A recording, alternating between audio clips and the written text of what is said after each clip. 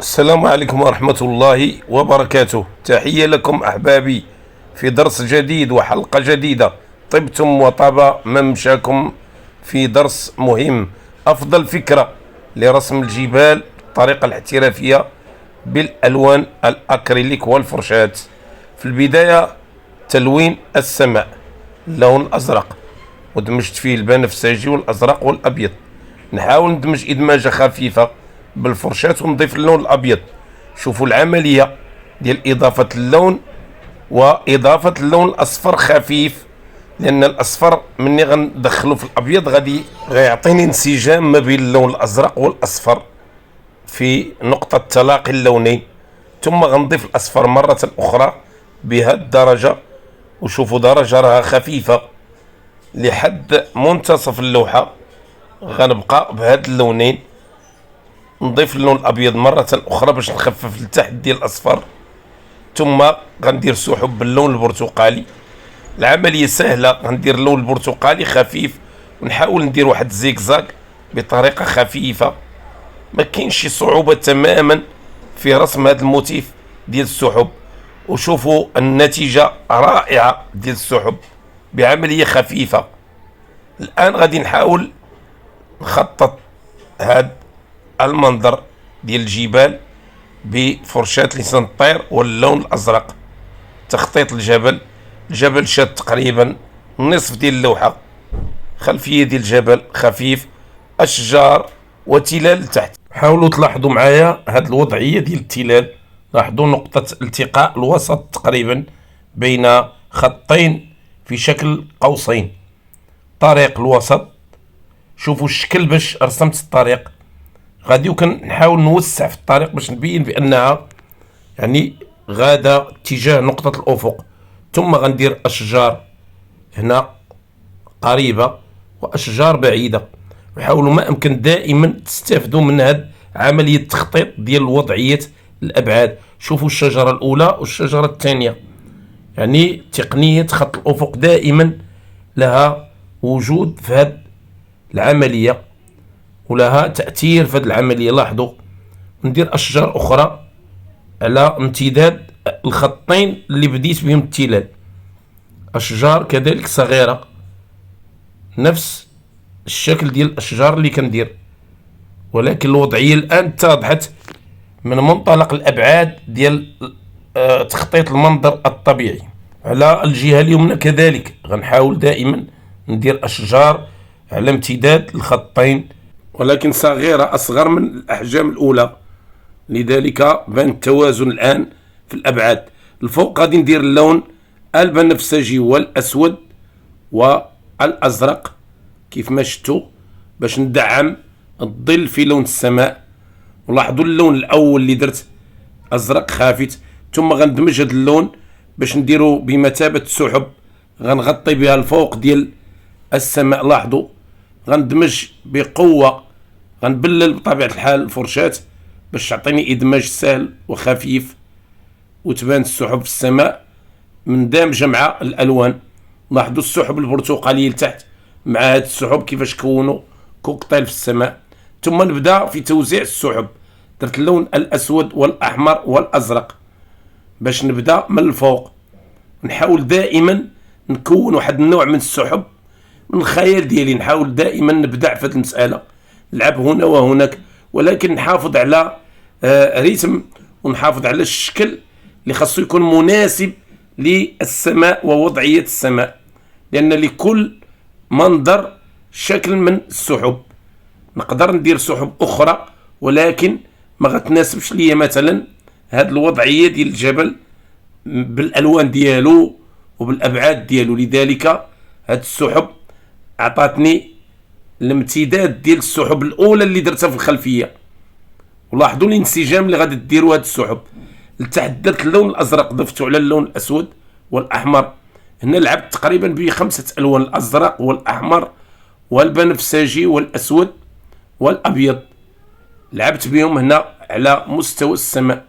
شوفوا السحب كيفاش كنوزعها بفرشاة الانجولو، وكيفاش كنحاول نلعب من هنا وهناك بدون ما نحدد يعني الوضعية ديال أشكال السحب في السماء. كنخدم هكذا، ولكن نحافظ على قانون العناصر اللي كاينه في المنظر، ما نخرجش على الاطار المعقول. لاحظوا السحب الان كيفاش انسجمت وتوازت في السماء. لتحت اللون ازرق ضفته على لون اسود واحمر، الفوق ضفت الاحمر اكثر، اعطاني البنفسجي لانني مدخل فيه الازرق والاسود. ثم غندمج هاد السحب في السماء بطبيعه الحال مره اخرى. فرشه الانجلو بللتها بالماء وبسرعه قبل ما تنشف لي الالوان كندمج. لتحت الان درت اللون الاحمر والاسود والاصفر والابيض بطبيعه الحال، يعني بني خفيف كيف ما كتشوفوا. نحاول نبدا بفراش الالوان او عمق الالوان ديال السحب اللي غتكون لتحت. وهاد الالوان راه بطبيعه الحال منعكسه على الالوان تحت. اللون الاصفر اللي كاين لتحت في خط الافق، الى اعتبرنا بخط ان خط الافق هو الجبل، راس الجبل هذاك هو خط الافق، غندير دائما هاد اللون نوزعو نديرو بسحب ندمجو كذلك، لان بدوره غادي ندير ليه الوان اضاءه اخرى. ولكن حتى نبدا من الفوق تم جاي ندير الاضاءه للسحب من الفوق. واعتذر على الصوت لانني لدي نزله برد استسمح. الان غادي نبدا نعطي اضاءه للسحب من الفوق. شوفوا اللون البرتقالي هنا كي داير، طبيعه الحال دمجت فيه الاصفر والاحمر، ولكن قويت اللون الاحمر باش عطاني هاد الدرجه. نحاول نحيط على اللون الاول اللي درت باش تبان السحب يعني منعكسه بقوه في هاد الزاويه. هاد السحب غادي نملأ بها السماء بقوه، لان هذا غروب، نوع من الغروب في هذا المنظر الجبلي الرائع. شوفوا كيفاش بقى اللون الاول يعني قليل، وعمقت هذا اللون ديال البرتقالي والاحمر باش نبين لون الغروب والوان الساخنه بقوه. لان اللي عطاني هذا المجال ديال ادماج اللون البرتقالي هنا هو اللون لتحت اللي كاين اصفر، هو اللي بين لي هذاك الانعكاس ديال الوان ديال السحب. وغنمشي دائما على نفس الوضعيه في توزيع هذه السحب، يعني لتحت، لان دائما خط الافق راه غالب بالاضاءه وبالانعكاس. عاطي الانعكاس ديالو على تحت السحب الاولى اللي هي اللون الاسود والاحمر والبنفسجي. لتحت راه كيف ما شفتوا برتقالي، غادي نفتح ليه البرتقالي باش نعطي اضاءه.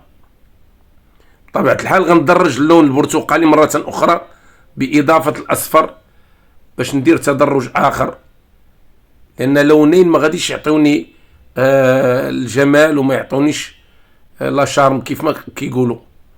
لاحظوا العمليه ديال توزيع اللون الاصفر والاحمر اللي هو برتقالي، نحاول ندخلو وبعشوائيه باش يتداخلوا الالوان ونكون واحد الكوكتيل ديال الالوان في السماء.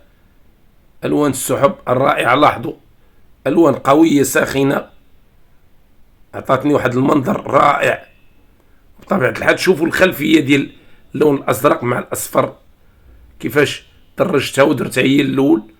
مني دخلت السحب بانت الروعه كيف ما كتشوفوا. ونحاول ندمج دائما بقوه، نجدد الادماج ونكرر الادماج.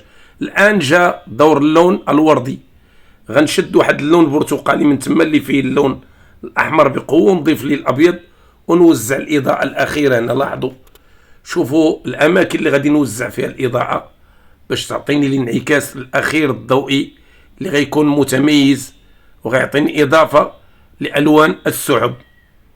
دائما بفرشاه الانجلو، ضربات هنا وهناك، نحاول دائما ننتقل من مساحه الى اخرى ونضيف واحد مساحه قليله ديال هذا الانعكاس الضوئي. ولاحظوا كيفاش بان مع الالوان الاولى، يعني انسجام انسجام رائع. خاصني نعرف كيفاش نوظف اللون فقط، لان اللون وان كان قليل احيانا راه كيعطيني اضافه قويه لالوان السحب كيف ما كتشوفوا الان. اضافه رائعه لهذا اللون عطات روعه في المنظر. ثم نضيفه على الجوانب باش تكتمل الصوره ويكتمل اللون ويبان الدور ديالو. الجوانب كذلك على الحافه ديال خط الافق. ثم نجيب اللون الأسود والأزرق والبنفسجي والأحمر، حتى الأحمر ضفته هنا وحتى الأخضر ضفته، وغنحاول نغير اللون من حين إلى آخر. وبفرشاة الأنجولو غندير طلاء ديال الجبل. لاحظوا الجبل راه شاد المساحة كبيرة، وبمجرد ما غادي ندير الطلاء وغنلون الجبل غيبان منظر آخر وجمال آخر كيف ما غتشوفوا. ولاحظوا الطبقة ديال اللون هنا غادي نحاول نغيرها من جهة لجهة. ضفت هنا اللون البنفسجي والأحمر على الجهة اليمنى، واخا كيبان أحيانا راه لون واحد، ولكن كنضيف إضافات لأن اللون الأسود راه كيقتل الألوان، كنضيف عليه الألوان الأخرى كيقتلها. ولكن ملي كينشف اللون راه كيبين ليا الاختلاف ما بين الألوان اللي كاين في هذه الزاوية والألوان كاين في هذه الزاوية. وانتم غتلاحظوا هذه المسألة مني غادي ندمجوا اللون الأسود مع الألوان الأخرى، لأن الرسام كيكون قريب من اللوحة ديالو كيشوف الألوان كي دايرة، بخلاف إلا كان الإنسان كيتفرج في فيديو مثلا هذا الفارق ما كيبانش، غالبا ما كيبانش. لاحظوا هنا اللون على الجهة اليسرى، لاحظوا لون مختلف. علاش؟ لأنني ضفت لون البنفسجي والأحمر والأسود بقوة. بان راه كاين الاختلاف كيف ما كتشوفوا، ولكن ما كيبانش بديك الوتيره الكبيره، كنشوفوا غير انا حيت قريب من اللوحه ديالي. لذلك حاولوا هذه المساله طبقوها حتى نتوما. اللون الاسود رغم انه كيتدمج مع الالوان الاخرى الا انه يعني قوي جدا. لاحظوا لتحت ضفت اللون الاسود مره اخرى مع اللون البنفسجي والاحمر، هنا ضفت لي الاخضر بعد ما انتظرت اللون حتى نشف بطبيعه الحال. لان احبابي كيسولوني واش حتى تنشف الالوان؟ نعم حتى تنشف الالوان، وممكن احيانا ما كتنشفش الالوان لانني كندير طريقه اخرى. هنا حتى تنشف الالوان وخدموا على خاطركم. لون برتقالي شبيه بالبني، تقريبا نفس العائله ديال الالوان اللي في السماء. غنحاول ندير الموتيف ديالي، ندير التفاصيل ديال الجبال ديالي بفرشاة الانجولو المسننه. لاحظوا الطريقه ديال توزيع التفاصيل والضربات ديال الفرشاة، نكون سلس وسهل في امتداد الفرشاة. وهذه العمليه دائما كنحاول ننبه لها احبابي، دائما نكون سلس في توزيع هذه التفاصيل، لان السلاسه هي اللي كتعطيني الموتيف وكتعطيني التفاصيل. ما يمكنش نحدد مثلا مثل هذه التفاصيل الا ما شديتش الفرشه باحترافيه. نحاول نتعامل معها بليونه وسلاسه باش تعطيني الموتيف. الا ضغطت ولا درت شي عمليه عنيفه للفرشه راه ما تعطينيش تماما. لاحظوا التوزيع، لاحظوا الزوايا اللي درت فيها اللون. هذا لون برتقالي فيه اللون اصفر اوكر واصفر حامضي وبرتقالي واحمر وشيء من الاسود قليل وابيض كذلك. الان غنخفف اللون باضافه الاصفر، نحاول ندخله كذلك في زوايا باش نبين الانعكاس الضوئي مره اخرى في التفاصيل. لاحظوا المعالم ديال الجبل بدات كتبان شيئا فشيئا. بمجرد ما نبدا نحط في التفاصيل كتبدا تبان تفاصيل الجبل رائعه. دائما لون العمق راه كيحدد ليا القوه ديال الوان الاضاءه، وهو السر ومكمن السر اللي كيعطيني هاد الجماليه في المناظر. غندير اللون ابيض مع بنفسجي خفيف وازرق خفيف، ونوزع هاد التفاصيل بعروق اللي غتبين ليا بعض الثلوج الدائبه وبعض التفاصيل والانعراجات اللي كتكون في الجبال. نحاول نمشي لمساحات ضيقه ونخلي فراغات للون الظل باش نعطي للجبل العمق ديالو. الان غنضيف اللون الازرق. لاحظوا عمليه التعريق وتوزيع العروق بفرشاة الانجولو وبالسلاسه وبالليونه. ندخل دائما في اللون البني والبرتقالي باش يعطيني التفاصيل. شوفوا الالوان ملي كتنسجم كيفاش كتبان.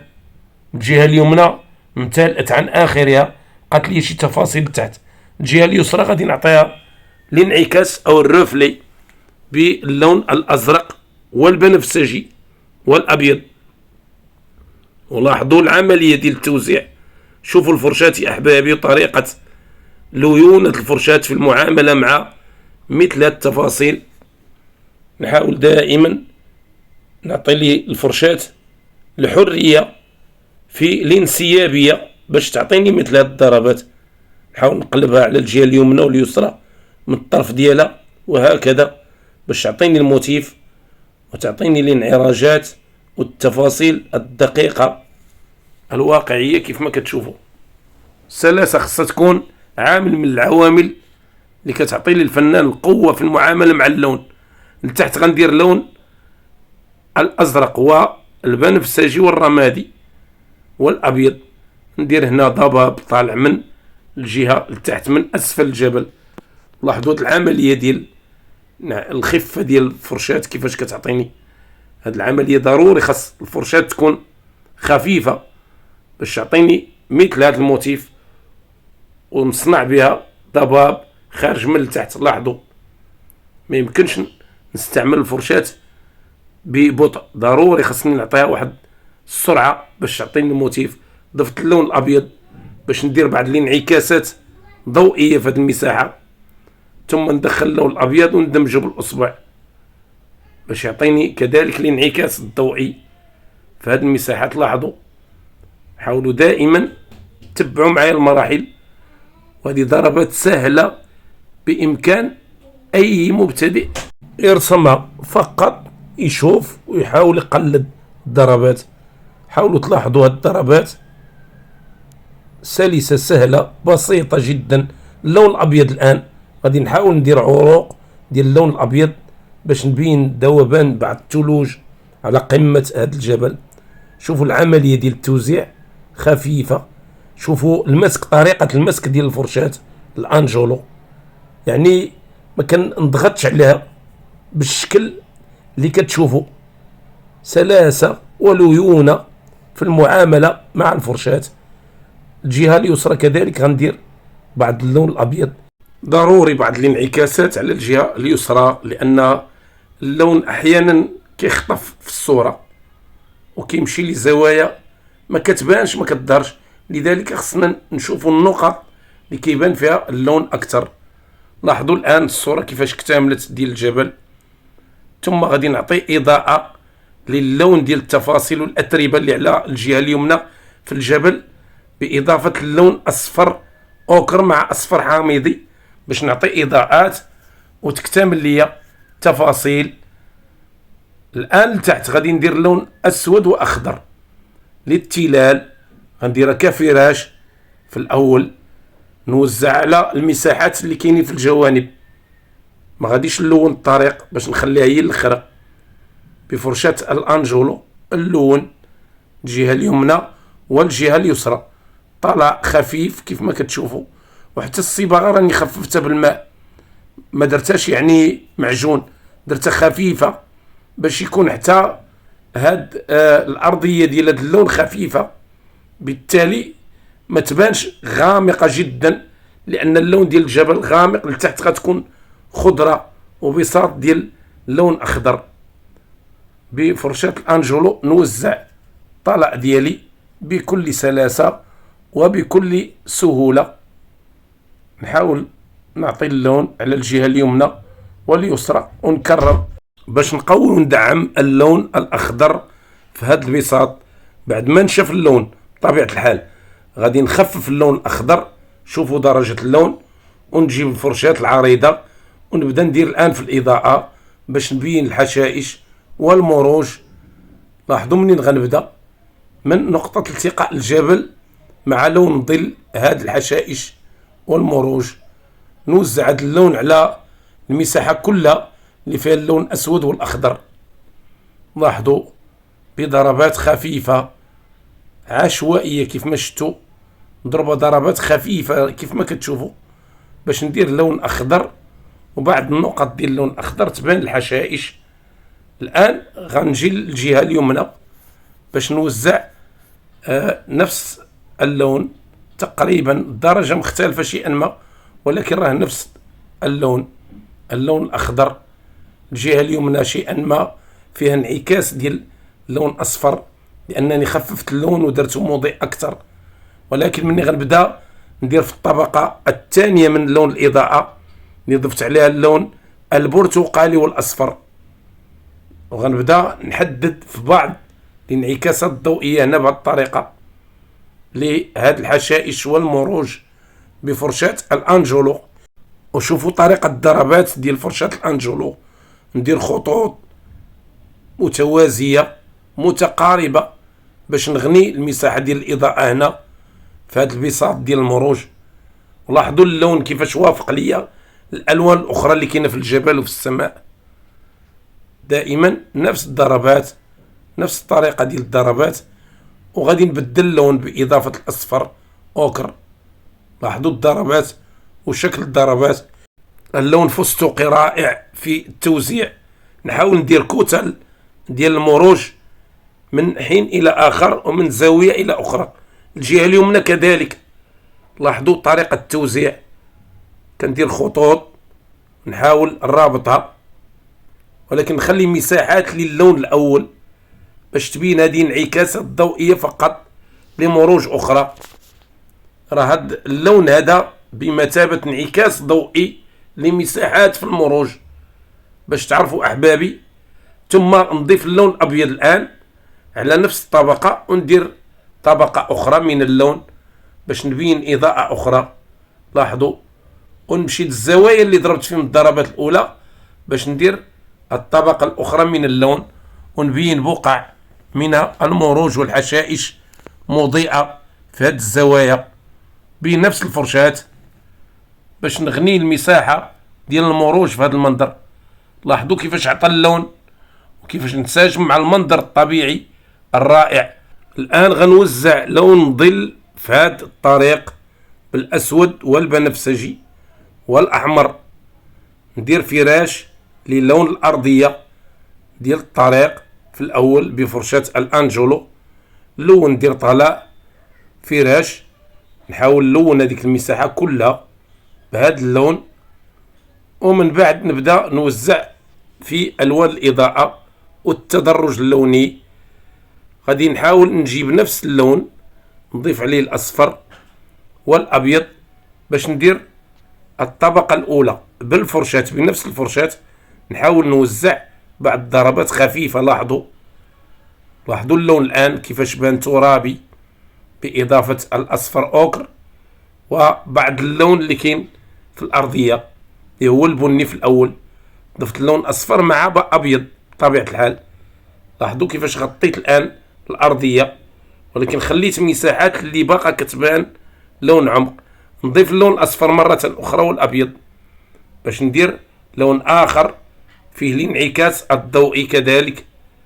تدرج مرة أخرى غنضيف الأبيض باش نختم الجهة ديال هذا التدرج اللوني بفرشاة المروحة. غندير أشجار صنوبر في نقطة التقاء الجبل مع المروج. شوفوا العملية ديال توزيع أشجار الصنوبر بطريقة عمودية. لاحظوا كندير فرشاة عمودية وباللون الأسود والأخضر. لاحظوا قويت اللون الأسود باش ندير هاد الأشجار ديال الصنوبر ويبانوا بهذه القوة، لأنني لفتحت اللون الأخضر ما غيبانش هنا، لأن اللون ديال خلفية الجبل قوية وما غيبانش. لذلك دائما العمق ديال اللون راه كيقضي على الألوان الفاتحة، وخاصنا نبينوه باش يبان العمق قوي. لاحظوا اللون الآن كيفاش كيبان ديال أشجار الصنوبر. ثم ندير شجرة كبيرة في مقدمة الصورة. وحاولوا تنتبهوا معايا لهذه العملية ديال التوزيع ديال الأشجار وفهموا بأن الأبعاد هنا غتلعب دورها. لاحظوا الشجرة الأولى الطول ديالها، الشجرة الثانية الطول ديالها، ممكن يعني نصيلوا بخط شجرتين ونحصلوا على خط يعني شبه متوازي يدفع إلى نقطة الأفق. كذلك هذه الشجرة لاحظوا أقوى من الأولى أو أكبر من الأولى، وهذه العملية راها يعني عملية الأبعاد وتنظيم الأبعاد في المنظر الطبيعي ضروري خصنا نحترموها وناخدو بالاعتبار في جميع المناظر. اللون الأخضر غنوزعو في خلفية الأشجار ديال الصنوبر، جوانب الجهة اليمنى لكل شجرة باش نعطي إضاءة، وكذلك الأشجار الأخرى نضيف لها لون واحد. ممكن نضيف لون أخضر ونحاول نفتحو نضيف لون أخضر آخر باش ندير تدرج، ولكن نعطي معنى واحد للتدرج اللوني والإضاءة هنا. وممكن لكم ديروا 3 الألوان أو 4 باش تبينوا الإضاءة في المنظر كيف ما درت في الأرضية لتحت. والدرجة ديال اللون الأخضر تقريبا نفس درجة اللون اللي كاين في الأرضية ديال البساط ديال المروج.